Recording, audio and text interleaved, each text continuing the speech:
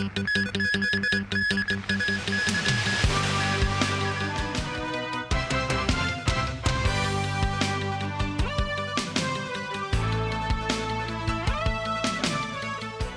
and welcome to TVB News.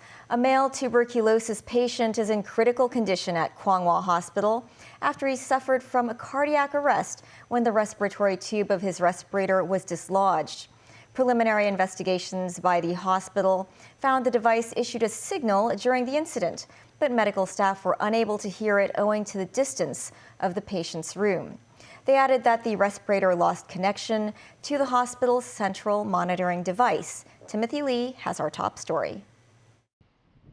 The 51-year-old male patient was admitted to Kwangwa Hospital's intensive care unit last December after he suffered from lung failure and required the assistance of a respirator to breathe.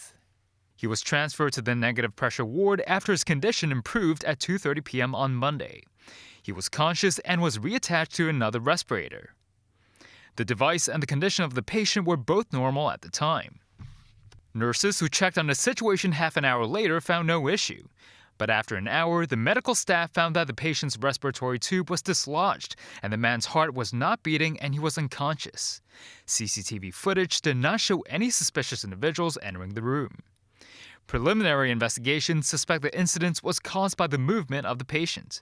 The chief executive of Kwangwa Hospital said the hospital is contacting the vendor of the respirator device. I must say that at this moment, we have the information is that the central monitoring doesn't have the signal coming from that particular monitoring device during those periods. And why is that the case? We are still under close investigation why that information was not found in the central nursing monitoring station.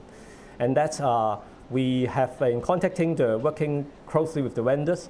They have get the data and would be looking deep into the data to see what's wrong. Dr. Tang said the hospital authority has already been alerted. An investigation committee has been set up and a report will be made within 8 weeks. Timothy Lee, TVB News. Tokyo Electric Power Company reported today that highly radioactive water had leaked from equipment at the tsunami-hit Fukushima Daiichi nuclear power plant. The water appears to have seeped into the soil.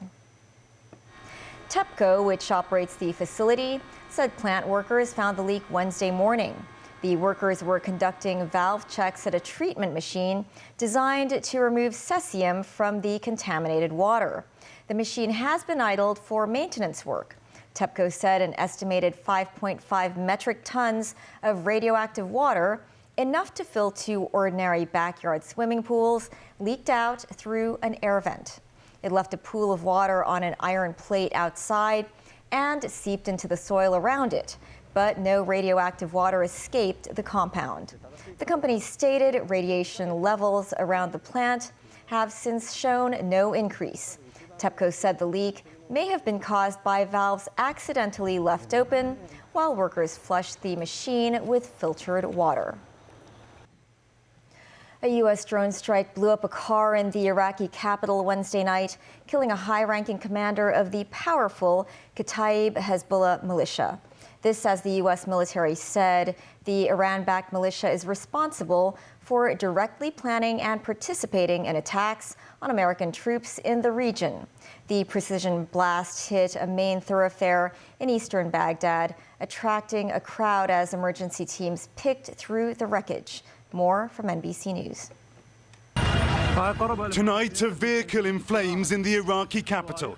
A U.S. strike so targeted, cars close by appear undamaged, others driving past. But in the aftermath, fury erupting. A crowd chanting no to America, no to Israel. Among those killed, Abu Bakr al-Saadi, a commander in Kataib Hezbollah, the group says, the Iranian-backed militia accused of the killing of 3 American service members in a drone attack on Tower 22, a remote desert base in Jordan, 10 days ago. CENTCOM saying in a statement tonight, U.S. forces conducted a unilateral strike in Iraq in response to the attacks on U.S. service members, killing a Kataib Hezbollah commander responsible for directly planning and participating in attacks on U.S. forces in the region.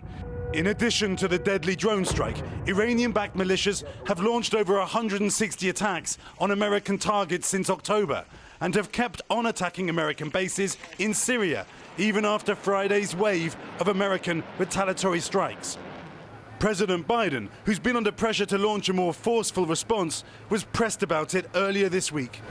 Are the airstrikes working?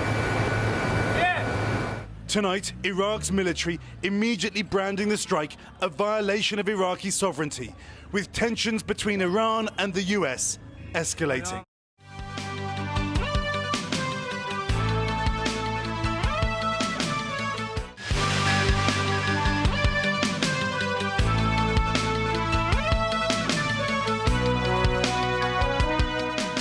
Welcome back. The Kremlin has confirmed that Russian President Vladimir Putin has been interviewed by former Fox News host Tucker Carlson. It is Putin's first interview with a Western media figure since his full-scale invasion of Ukraine 2 years ago. Daniel Rao reports. Tucker Carlson had released a video from Moscow on Tuesday in which he said he would be interviewing Russian President Vladimir Putin. Carlson claimed Western journalists had interviewed Ukrainian President Volodymyr Zelensky multiple times, but could not be bothered to interview the Russian president. The interview will be posted on Thursday, according to the head of programming at Carlson's streaming network. It's not known what was said in the interview. Putin has heavily limited his contact with international media since he launched the war in Ukraine in February 2022. Western journalists were invited to Putin's annual press conference in December, the first since the war began, but only 2 were given the chance to ask a question. Putin's spokesperson Dmitry Peskov told reporters Carlson was chosen for the interview because he has a position which differs from other media outlets in the English-speaking world. However, Peskov rejected Carlson's suggestion that no Western journalists had submitted requests to interview Putin. He said the Kremlin has received many requests from large Western television channels and newspapers which he asserted take a one-sided position. Carlson's position, Peskov said, is in no way pro-Russian nor pro-Ukrainian, but rather pro-American. Before his exit from Fox, Carlson repeatedly questioned the validity of US support for Ukraine following the Russian invasion, and he's wondered why Americans are told to hate Putin so much. His commentaries were frequently circulated on Russian state-run media. In his video this week, Carlson denounced corrupt American media outlets for fawning pep sessions with Zelensky that he said were designed to get the US into a war with Eastern Europe and pay for it. Carlson's trip comes as he has planted himself on former US President Donald Trump's side in a growing split in the Republican Party over Putin and the Ukraine war. Trump has pushed cut-off aid to Ukraine. Dan Rowell, TVB News. Back locally, police found some illegal immigrants have been taking advantage of regulatory loopholes in food delivery platforms to purchase or borrow accounts of local delivery men to make deliveries themselves. 69 people have been arrested on suspicion of conspiracy to defraud as well as employment of illegal workers. Timothy Lee tells us more. The force seized a number of thermal bags from delivery platforms, bicycles, as well as mobile phones during their operation. The force stressed only Hong Kong residents are permitted to apply as delivery men on the platforms, and they are required to upload information about their Hong Kong identity cards. Some individuals are suspected to have made forgeries. The police noted these individuals engaged in the illegal activity also employed individuals of non-Chinese descent as illegal workers, tasking them to make deliveries after providing them with the purchased or borrowed accounts. The real account holders would then receive the delivery fee and rewards from the delivery platform before giving a cut to the illegal workers. These illegal workers would earn as much as $20,000 per month. The police emphasized there are insufficient security mechanisms in the city's delivery platforms, such as the lack of multi-factor authentication and allowing deliverymen accounts to switch registered phone numbers. The police began their investigation at the beginning of this month and have arrested 69 people on suspicion of conspiracy to defraud, forgery, and employment of legal workers. Several of the suspects have already been charged. Authorities did not rule out that more arrests will be made. Timothy Lee, TVB News. The cold weather warning is now in force. The observatory said it will still be chilly on Lunar New Year's Day this Saturday. It was damp and cold this morning. People put on thick layers of clothing and winter accessories, including gloves and scarves. The observatory says the cold weather is due to the northeast monsoon and a broad band of rain and clouds. Residents are advised to avoid prolonged exposure to cold winds. It will become warmer next week with large temperature differences between day and night. Former associate publisher of Apple Daily, Chan Poi-man, today said the newspaper had donated money to the now defunct 612 Humanitarian Relief Fund during the 2019 anti-extradition movement. Today is the 26th day of media tycoon Jimmy Lai's national security trial. Police security was tight outside the West Kowloon Law Courts as Lai was taken there by prison van. Chan Poi-man continued her testimony as an accomplice witness. She said Apple Daily published several editions of a special publication, Freedom Summer 2019, between September and October 2019. Chan confirmed that each copy cost $10, with one of the September editions stating that net proceeds will be donated to the 6112 Humanitarian Relief Fund. Chan said there were requests from the public for more copies after the first print run was sold out.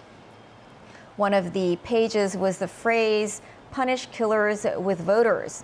Chan said it referred to the district council election in 2019. The High Court has overturned the conviction of Lam Chuk-ting in relation to an ICAC case. The former pro-democracy lawmaker was charged with disclosing the identity of a person under investigation by the anti-graft body. Lam was sentenced to 4 months in jail after being found guilty of 3 counts of disclosing the identity of Superintendent Yao Nai-kung, who was under investigation in relation to the 2019 Yuen Long mob attacks. Lam later appealed against his conviction, saying the public had the right to know that a police officer was under investigation. A High Court judge overturned Lam's conviction as Lam had not violated the Prevention of Bribery Ordinance. That is the news. Thanks for watching. Bye for now.